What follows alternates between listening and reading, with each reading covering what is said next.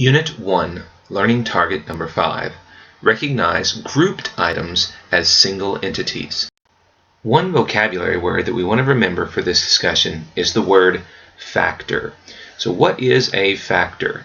Factors are terms that are multiplied together. That's all it means, terms that are multiplied together. So here's an example. 3 times 2. Those are two constants that are multiplied together.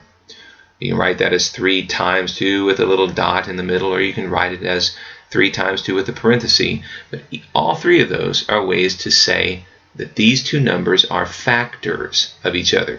It's going to be important when we talk about multiplication and we talk about grouping.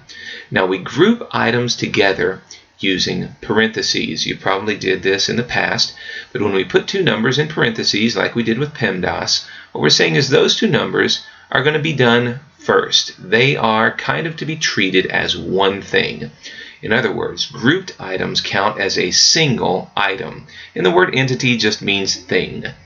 So let's take a look at these examples. Here we have 3 times 5 plus 4. We have two factors, 3 and what's in the parentheses, which is 5 plus 4. Well, if we want to multiply these, we remember the rule of PEMDAS, so we'll bring 5 and 4 together and we'll get 9. And so we'll have 3 times 9, and we're treating these as a single thing. 3 times 9 is 27. Well, here's another one. 3 plus 4 times 7. We treat these as one thing, and we have 7, and then we say times 7, and that's equal to 49. Now here we have two different parentheses, two different grouped items, 4 minus 2 and 3 plus 4. But each one of these is considered a single thing. So we have 4 minus 2 and 3 plus 4. So we'll do what's inside each one of them first. 4 minus 2 is 2. 3 plus 4 is 7. And then we'll multiply them together. 2 times 7 is 14.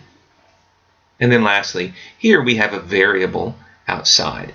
Now, when we do this, and you'll see this in a later lesson that we do, we're going to do what's inside the parentheses again.